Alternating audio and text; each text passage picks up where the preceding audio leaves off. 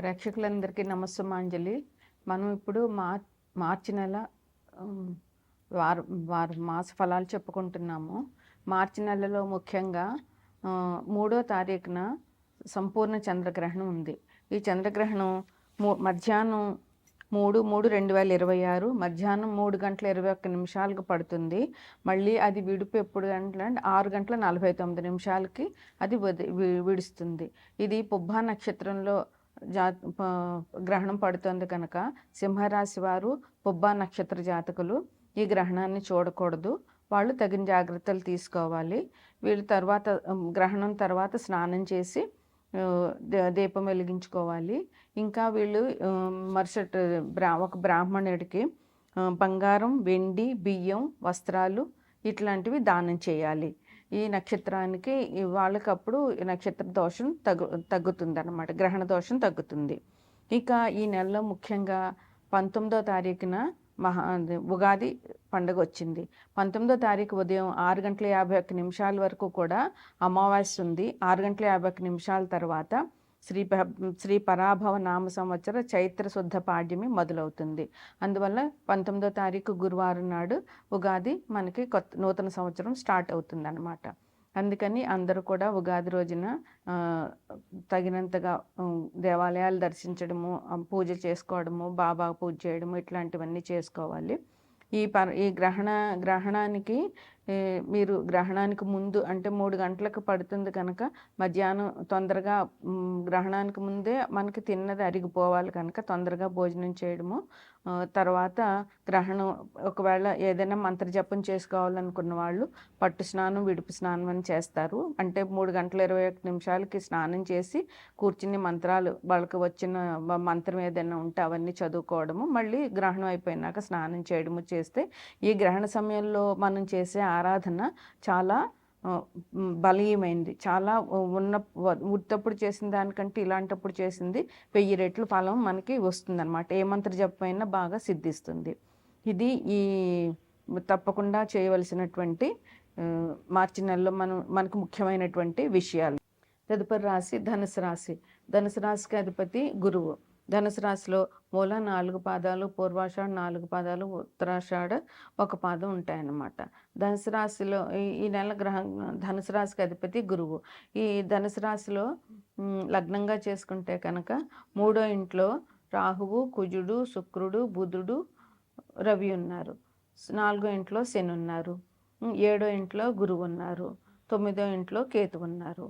అయితే 7వ ఇంట్లో గురువు సప్తమ దృష్టి ఈ రాశి మీద పడుతుంది కనుక గురువు దృష్టి మూలంగా ఈ రాశి వాళ్ళకి వచ్చేటటువంటి ఇబ్బందుల్ని ఆ గురువు తొలగిస్తారనమాట.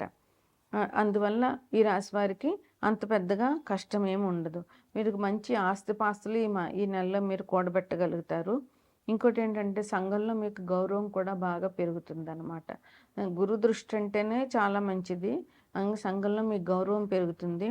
ఇంకా ఉద్యోగాలకు అప్లై చేసుకుంటున్న వాళ్ళు, కొత్తగా ఉద్యోగాలకి ప్రయత్నిస్తున్న వాళ్ళకి చాలా బాగుంది.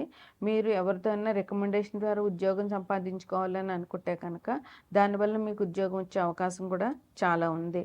ఇంకా డబ్బు బాగా వస్తుంది. ఏ ఏ సోర్సెస్ నుంచి మీకు డబ్బు రావాలని అనుకుంటున్నారో ఆ సోర్సెస్ నుంచి మీకు డబ్బులు వస్తాయి. అందువల్ల ఇబ్బంది లేదు. విద్యార్థులకి కష్టకాలం శ్రమ పడేటటువంటి కాలం అయినా కూడా మంచి ఫలితాలు ఉంటాయి అన్నమాట. ఇంకా స్వల్పమైన అనారోగ్యాలు తప్పకుండా ఉంటాయి. అది పెద్ద పట్టించుకోనక్కర్లేదు. చిన్న చిన్న మనస్పర్ధలు కూడా మీకు వస్తాయన్నమాట. ఇంకా ఇంకోటి ఏంటంటే 4వ ఇంట్లో శని మూలంగా కొంచెం ఇబ్బందులు ఉంటాయి. 4వ ఇల్లు ఎప్పుడు మనకి ఏంటంటే సుఖం, సౌఖ్యం చూపిస్తుంది. కానీ శని వల్ల మీకు ఆ సుఖ సౌఖ్యాలు తక్కువ అవుతాయి అన్నమాట. మనసులో ఒత్తిడి, ఆందోళన తప్పకుండా ఉంటాయి. ఇంక ఇంట్లో తల్లి ఆరోగ్యం కొంచెం ఇబ్బందిగా ఉంటుంది. ఈ శని మూలంగా మానసికంగా హాయిగా ఉండలేకపోతారు. అయితే గురువు వల్ల మద్దతు లభిస్తుంది కనుక కొంచెం మీరు తట్టుకుని నిలబడగలుగుతారనమాట. అందువల్ల మీరు ఏం చేయాలంటే శనివారం నాడు శివాభిషేకం చేయించండి. శనికి తైలాభిషేకం చెయ్యండి. హనుమాన్ చాలీసా పారాయణ చేయండి 11 సార్లు. హనుమంతుడి గుడిలో 11 ప్రదక్షిణాలు చెయ్యండి. ఈ శనివారం నాడు శివాభిషేకం వల్ల మీకు చాలా మంచి జరుగుతుంది. శని వల్ల వచ్చేటటువంటి బాధలన్నీ కూడా తగ్గుతాయి. ఇది ఈ నెల ధనుసు రాశి వారికి ఫలితాలు. నాడు అందువల్ల గురువు అన్నదమ్ములకి తృతీయం అంటే అన్నదమ్ములు తమకంటే చిన్నవారు, వాళ్ళందరి అభివృద్ధి బాగుంటుంది. మీకు మీ తమ్ముళ్ళు మీ చెల్లెళ్ళు బాగా ఉండడం వల్ల మీకు కూడా చాలా సంతోషంగా ఉంటుంది. మీరు శుభకార్యాలు చేస్తారు. ఈ మాసంలో మీరు ధనం ఖర్చు అవుతుంది, ధన వ్యయం అవుతుంది. కాకపోతే ఆ వ్యయం ఎందుకు అని అవుతుంది అని అంటే మీరు శుభకార్యాలు చేయడం వల్ల ఈ ధనం అనేటటువంటిది వ్యయం అవుతుంది అనమాట. మీరు అందరికీ ఎవరు మీ సహాయం కోరి వస్తారో వాళ్ళందరికీ కూడా మీరు చాలా అండగా ఉంటారు. చాలా మిమ్మల్ని తలుచుకుని చాలామంది సంతోషిస్తూ ఉంటారు. మీరు వాళ్ళకి అండగా ఉండడం మూలంగా వాళ్ళకి సంతోషంగా ఉంటుంది. మీకు కూడా ఒకరికి సహాయపడ్డాను అనేటటువంటి తృప్తి ఉంటుంది. ఈ రాశి వారికి అలా ఒకరికి సహాయం చేసే గుణం బాగా ఉంటుందన్నమాట. ఇంక మీరు ఈ నెల అంతా కూడా చాలా సుఖసౌఖ్యాలతో ఉంటారు. శుభకార్యాలు చేస్తారు. అందరినీ ఆదరిస్తారు. అందరితో చాలా సరదాగా ఉంటారు. ధనం వ్యయం అవుతుందని చెప్పాను కదా! ఇంకా మీకు ఉన్నటువంటి సమస్యలు ఏమైనా ఉంటే ఆ సమస్యలన్నిటికీ కూడా పరిష్కారం దొరుకుతుంది. ఏ సమస్య అయినా సరే మీకు ఈ నెలలో పరిష్కారం జరుగుతుందనమాట. విద్యార్థులకైతే కొంచెం పరీక్షా సమయం. ఎలాగైనా ఈ ఫిబ్రవరి, మార్చి అనంటే ఫిబ్రవరి, మార్చి, ఏప్రిల్ విద్యార్థులందరికీ కూడా కొంచెం కష్టకాలమే. కష్టపడాల్సిన అవసరం చాలా ఉంటుంది. ఇక మీకు 11 ఇంట్లో రాహు ఉన్నాడు. అందువల్ల ఈ రాహు వల్ల మీకు కొత్తగా మంచి లాభాలు వస్తాయి. కొత్త కొత్త పరిచయాలు ఏర్పడతాయి ఈ రాహు మూలంగా.